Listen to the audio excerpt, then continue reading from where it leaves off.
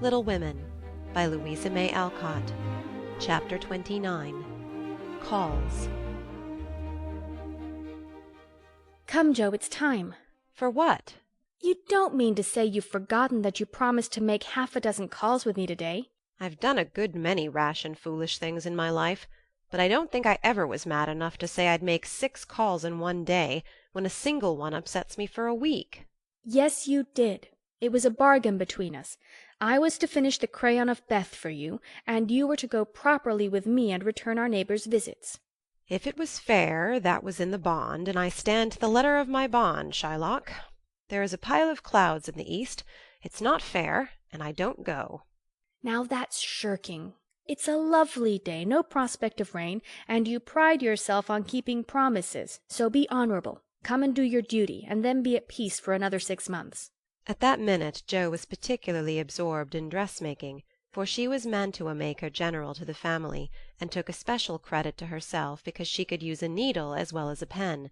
It was very provoking to be arrested in the act of a first trying on, and ordered out to make calls in her best array on a warm July day. She hated calls of the formal sort, and never made any till Amy compelled her with a bargain, bribe, or promise. In the present instance there was no escape, and having clashed her scissors rebelliously, while protesting that she smelled thunder, she gave in, put away her work, and taking up her hat and gloves with an air of resignation, told Amy the victim was ready. Joe March, you are perverse enough to provoke a saint. You don't intend to make calls in that state, I hope, cried Amy, surveying her with amazement. Why not? I'm neat and cool and comfortable, quite proper for a dusty walk on a warm day. If people care more for my clothes than they do for me, I don't wish to see them. You can dress for both and be as elegant as you please. It pays for you to be fine. It doesn't for me, and furbelows only worry me. Oh, dear, sighed Amy. Now she's in a contrary fit, and will drive me distracted before I can get her properly ready. I'm sure it's no pleasure to me to go today, but it's a debt we owe society, and there's no one to pay it but you and me. I'll do anything for you, Joe, if you'll only dress yourself nicely and come and help me do the civil. You can talk so well, look so aristocratic in your best things, and behave so beautifully if you try, that I'm proud of you. I'm afraid to go alone. Do come and take care of me. You're an artful little puss to flatter and wheedle your cross old sister in that way. The idea of my being aristocratic and well-bred, and your being afraid to go anywhere alone. I don't know which is the most absurd. Well, I'll go if I must, and do my best. You shall be commander of the expedition, and I'll obey blindly. Will that satisfy you? Said Jo, with a sudden change from perversity to lamb-like submission. You're a perfect cherub. Now put on all your best things, and I'll tell you how to behave at each place, so that you will make a good impression. I want people to like you, and they would if you'd only try to be a little more agreeable. Do your hair the pretty way, and put the pink rose in your bonnet. It's becoming, and you look too sober in your plain suit.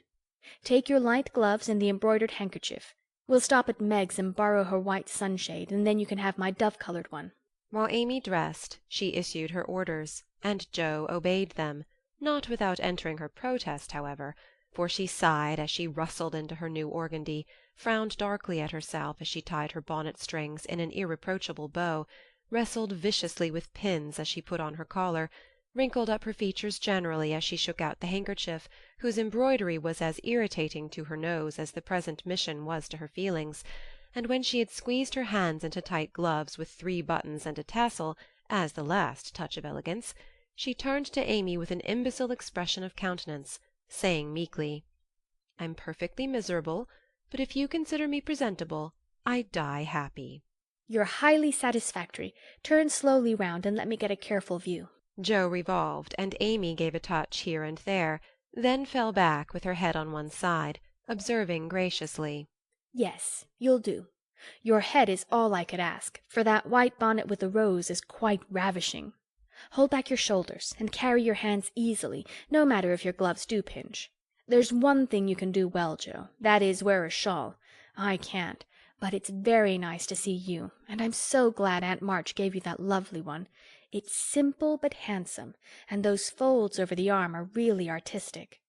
Is the point of my mantle in the middle, and have I looped my dress evenly? I like to show my boots, for my feet are pretty, though my nose isn't. "You are a thing of beauty and a joy forever," said Joe, looking through her hand with the air of a connoisseur at the blue feather against the golden hair. "Am I to drag my best dress through the dust, or loop it up, please, ma'am?" Hold it up when you walk, but drop it in the house. The sweeping style suits you best, and you must learn to trail your skirts gracefully. You haven't half-buttoned one cuff. Do it at once. You'll never look finished if you're not careful about the little details, for they make up the pleasing whole.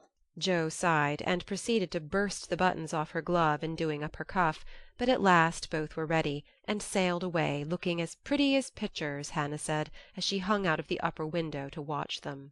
Now, Joe dear, the Chesters consider themselves very elegant people, so I want you to put on your best deportment. Don't make any of your abrupt remarks, or do anything odd, will you? Just be calm, cool, and quiet. That's safe and ladylike, and you can easily do it for 15 minutes.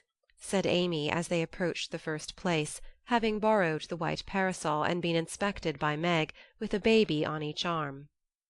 "Let me see. Calm, cool, and quiet. Yes, I think I can promise that. I've played the part of a prim young lady on the stage, and I'll try it off. My powers are great, as you shall see, so be easy in your mind, my child." Amy looked relieved, but naughty Joe took her at her word, for during the first call she sat with every limb gracefully composed, every fold correctly draped, calm as a summer sea, cool as a snow-bank, and as silent as the Sphinx. In vain Mrs. Chester alluded to her charming novel, and the Misses Chester introduced parties, picnics, the opera, and the fashions. Each and all were answered by a smile, a bow, and a demure "yes" or "no" with the chill on. In vain Amy telegraphed the word "talk," tried to draw her out, and administered covert pokes with her foot. Joe sat as if blandly unconscious of it all, with deportment like Maud's face, icily regular, splendidly null. "What a haughty, uninteresting creature that oldest Miss March is!" was the unfortunately audible remark of one of the ladies as the door closed upon their guests. Joe laughed noiselessly all through the hall, but Amy looked disgusted at the failure of her instructions, and very naturally laid the blame upon Joe. How could you mistake me so? I merely meant you to be properly dignified and composed, and you made yourself a perfect stock and stone. Try to be sociable at the Lambs, gossip as other girls do, and be interested in dress and flirtations and whatever nonsense comes up. They move in the best society, are valuable persons for us to know, and I wouldn't fail to make a good impression there for anything. "I'll be agreeable. I'll gossip and giggle and have horrors and raptures over any trifle you like. I rather enjoy this, and now I'll imitate what is called a charming girl. I can do it, for I have May Chester as a model, and I'll improve upon her. See if the Lambs don't say, 'What a lively, nice creature that Joe March is.'" Amy felt anxious, as well she might, for when Joe turned freakish there was no knowing where she would stop. Amy's face was a study when she saw her sister skim into the next drawing-room, kiss all the young ladies with effusion, beam graciously upon the young gentlemen, and join in the chat with a spirit which amazed the beholder. Amy was taken possession of by Mrs. Lamb, with whom she was a favourite, and forced to hear a long account of Lucretia's last attack, while 3 delightful young gentlemen hovered near, waiting for a pause when they might rush in and rescue her. So situated, she was powerless to check Joe, who seemed possessed by a spirit of mischief, and talked away as volubly as the lady. A knot of heads gathered about her, and Amy strained her ears to hear what was going on, for broken sentences filled her with curiosity, and frequent peals of laughter made her wild to share the fun. One may imagine her suffering on overhearing fragments of this sort of conversation. "She rides splendidly. Who taught her?" "No one. She used to practice mounting, holding the reins, and sitting straight on an old saddle in a tree. Now she rides anything, for she doesn't know what fear is, and the stable-man lets her have horses cheap because she trains them to carry ladies so well. She has such a passion for it. I often tell her if everything else fails she can be a horse-breaker, and get her living so." At this awful speech Amy contained herself with difficulty, for the impression was being given that she was rather a fast young lady, which was her especial aversion. But what could she do? For the old lady was in the middle of her story, and long before it was done Joe was off again, making more droll revelations and committing still more fearful blunders. Yes, Amy was in despair that day, for all the good beasts were gone, and of 3 left, 1 was lame, 1 blind, and the other so balky that you had to put dirt in his mouth before he would start. Nice animal for a pleasure party, wasn't it? Which did she choose? Asked one of the laughing gentlemen, who enjoyed the subject. None of them. She heard of a young horse at the farmhouse over the river, and though a lady had never ridden him, she resolved to try, because he was handsome and spirited. Her struggles were really pathetic. There was no one to bring the horse to the saddle, so she took the saddle to the horse. My dear creature, she actually rode it over the river, put it on her head, and marched up to the barn, to the utter amazement of the old man. Did she ride the horse? Of course she did, and had a capital time.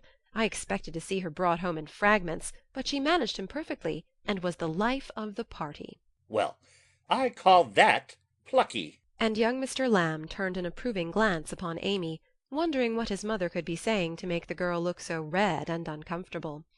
She was still redder and more uncomfortable a moment after, when a sudden turn in the conversation introduced the subject of dress. One of the young ladies asked Joe where she got the pretty drab hat she wore to the picnic, and stupid Joe, instead of mentioning the place where it was bought 2 years ago, must needs answer with unnecessary frankness, "Oh, Amy painted it. You can't buy those soft shades, so we paint ours any color we like. It's a great comfort to have an artistic sister."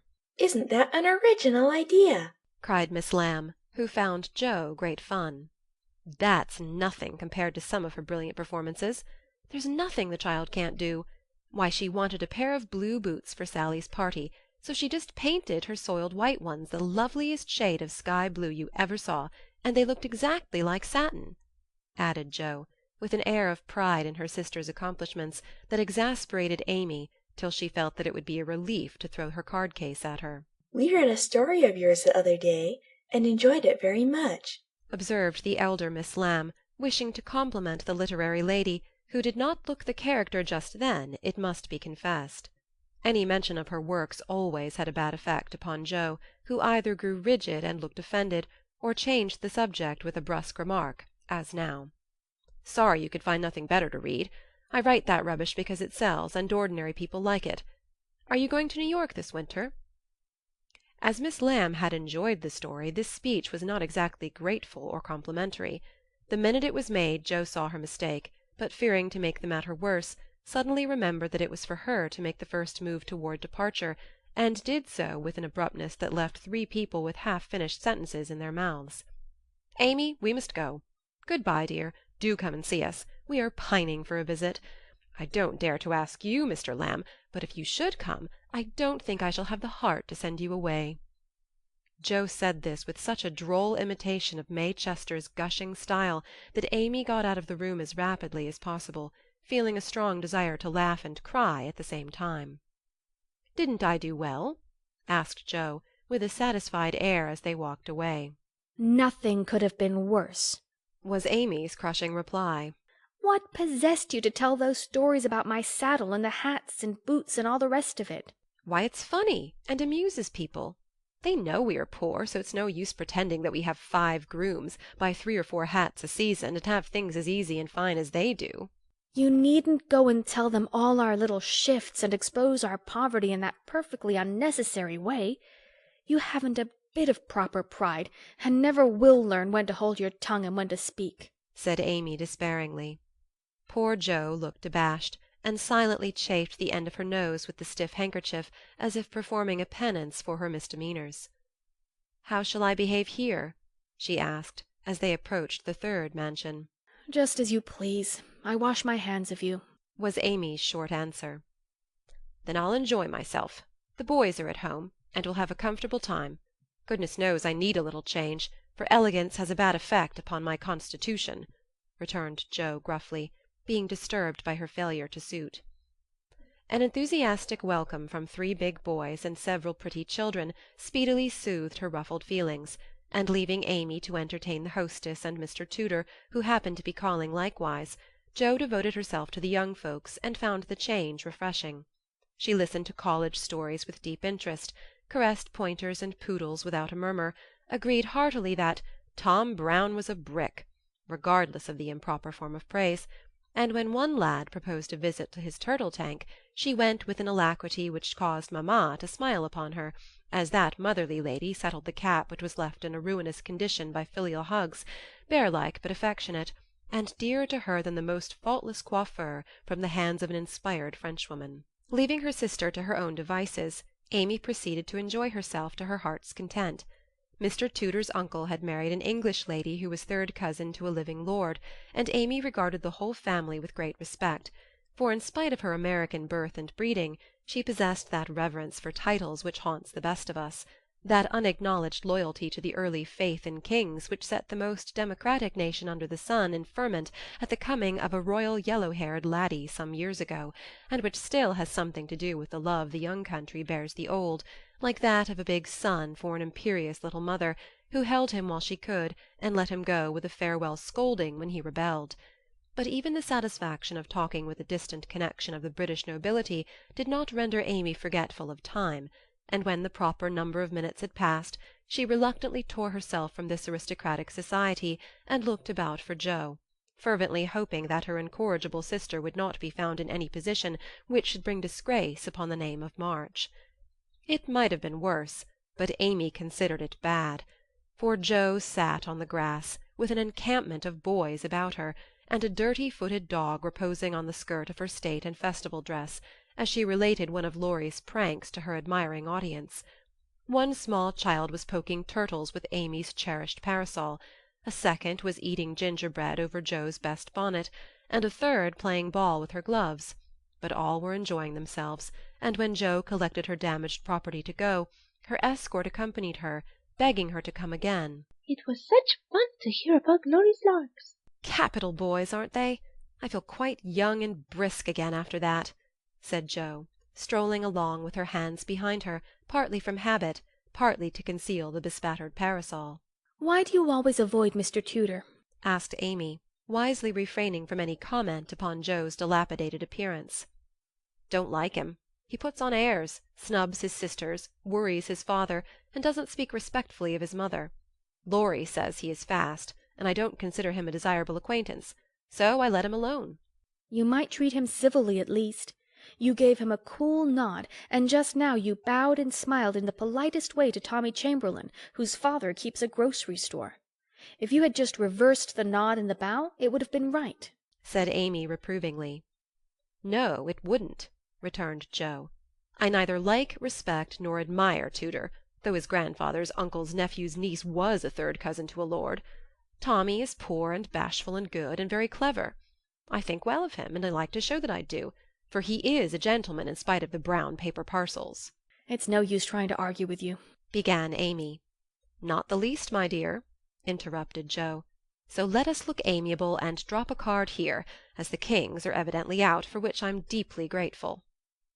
The family card-case having done its duty, the girls walked on, and Joe uttered another thanksgiving on reaching the fifth house and being told that the young ladies were engaged. Now let us go home, and never mind Aunt March to-day. We can run down there any time, and it's really a pity to trail through the dust in our best bibs and tuckers when we are tired and cross. Speak for yourself, if you please. Aunt March likes to have us pay her the compliment of coming in style and making a formal call. It's a little thing to do, but it gives her pleasure, and I don't believe it will hurt your things half so much as letting dirty dogs and clumping boys spoil them. Stoop down and let me take the crumbs off of your bonnet. What a good girl you are, Amy, said Joe, with a repentant glance from her own damaged costume to that of her sister, which was fresh and spotless still. I wish it was as easy for me to do little things to please people as it is for you. I think of them, but it takes too much time to do them, so I wait for a chance to confer a great favour and let the small ones slip. But they tell best in the end, I fancy. Amy smiled, and was mollified at once, saying with a maternal air, Women should learn to be agreeable, particularly poor ones, for they have no other way of repaying the kindnesses they receive. If you'd remember that and practice it, you'd be better liked than I am, because there is more of you. I'm a crotchety old thing, and always shall be, but I'm willing to own that you are right. Only it's easier for me to risk my life for a person than to be pleasant to him when I don't feel like it. It's a great misfortune to have such strong likes and dislikes, isn't it? It's a greater not to be able to hide them. I don't mind saying that I don't approve of Tudor any more than you do, but I'm not called upon to tell him so. Neither are you, and there is no use in making yourself disagreeable because he is." But I think girls ought to show when they disapprove of young men, and how can they do it except by their manners? Preaching does not do any good, as I know to my sorrow, since I have had Teddy to manage. But there are many little ways in which I can influence him without a word, and I say we ought to do it to others if we can." "Teddy is a remarkable boy, and can't be taken as a sample of other boys," said Amy in a tone of solemn conviction, which would have convulsed the remarkable boy if he had heard it. "If we were belles, or women of wealth and position, we might do something, perhaps. But for us to frown at one set of young gentlemen because we don't approve of them, and smile upon another set because we do, wouldn't have a particle of effect, and we should only be considered odd and puritanical." So we are to countenance things and people which we detest, merely because we are not belles and millionaires, are we? That's a nice sort of morality. "I can't argue about it. I only know that it's the way of the world, and people who set themselves against it only get laughed at for their pains. I don't like reformers, and I hope you never try to be one." I do like them, and I shall be one if I can, for in spite of the laughing the world would never get on without them. We can't agree about that, for you belong to the old set and I to the new. You will get on the best, but I shall have the liveliest time of it. I should rather enjoy the brickbats and hooting, I think. "Well, compose yourself now, and don't worry Aunt with your new ideas." I'll try not to, but I'm always possessed to burst out with some particularly blunt speech or revolutionary sentiment before her. It's my doom, and I can't help it. They found Aunt Carroll with the old lady, both absorbed in some very interesting subject, but they dropped it as soon as the girls came in, with a conscious look which betrayed that they had been talking about their nieces. Joe was not in a good humour, and the perverse fit returned, but Amy, who had virtuously done her duty, kept her temper and pleased everybody, was in a most angelic frame of mind. This amiable spirit was felt at once, and both aunts "my deared" her affectionately, looking what they afterward said emphatically. "That child improves every day." "Are you going to help about the fair, dear?" asked Mrs. Carroll, as Amy sat down beside her with the confiding air elderly people like so well in the young. "Yes, Aunt. Mrs. Chester asked me if I would, and I offered to tend a table, as I have nothing but my time to give." "I'm not," put in Joe decidedly. "I hate to be patronized, and the Chesters think it's a great favor to allow us to help with their highly connected fair. I wonder you consented, Amy. They only want you to work." "I am willing to work. It's for the freedmen as well as the Chesters, and I think it very kind of them to let me share the labor and the fun. Patronage does not trouble me when it is well meant." "Quite right and proper. I like your grateful spirit, my dear. It's a pleasure to help people who appreciate our efforts. Some do not, and that is trying," observed Aunt March, looking over her spectacles at Joe, who sat apart, rocking herself with a somewhat morose expression. If Joe had only known what a great happiness was wavering in the balance for one of them, she would have turned dove-like in a minute. But unfortunately we don't have windows in our breasts, and cannot see what goes on in the minds of our friends. Better for us that we cannot, as a general thing, but now and then it would be such a comfort, such a saving of time and temper.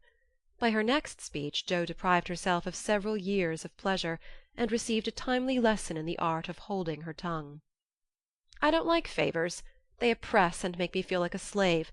I'd rather do everything for myself and be perfectly independent," coughed Aunt Carroll softly, with a look at Aunt March. "I told you so," said Aunt March with a decided nod to Aunt Carroll. Mercifully unconscious of what she had done, Joe sat with her nose in the air and a revolutionary aspect which was anything but inviting. "Do you speak French, dear?" asked Mrs. Carroll, laying a hand on Amy's. "Pretty well, thanks to Aunt March, who lets Esther talk to me as often as I like," replied Amy with a grateful look, which caused the old lady to smile affably. "How are you about languages?" asked Mrs. Carroll of Joe. "Don't know a word. I'm very stupid about studying anything. Can't bear French. It's such a slippery, silly sort of language," was the brusque reply. Another look passed between the ladies, and Aunt March said to Amy, "You are quite strong and well now, dear, I believe. Eyes don't trouble you any more, do they?" "Not at all, thank you, ma'am. I'm very well, and mean to do great things next winter, so that I may be ready for Rome whenever that joyful time arrives." "Good girl. You deserve to go, and I'm sure you will some day," said Aunt March with an approving pat on the head as Amy picked up her ball for her. "Crosspatch, draw the latch, sit by the fire and spin," squalled Polly, bending down from his perch on the back of her chair to peep into Joe's face, with such a comical air of impertinent inquiry that it was impossible to help laughing. "Most observing bird," said the old lady. "Come and take a walk, dear," cried Polly, hopping toward the china closet with a look suggestive of a lump of sugar. "Thank you, I will. Come, Amy." And Joe brought the visit to an end, feeling more strongly than ever that calls did have a bad effect upon her constitution. She shook hands in a gentlemanly manner, but Amy kissed both the aunts, and the girls departed, leaving behind them the impression of shadow and sunshine, which impression caused Aunt March to say as they vanished, "You'd better do it, Mary. I'll supply the money," and Aunt Carol to reply decidedly, I certainly will, if her father and mother consent. End of chapter 29.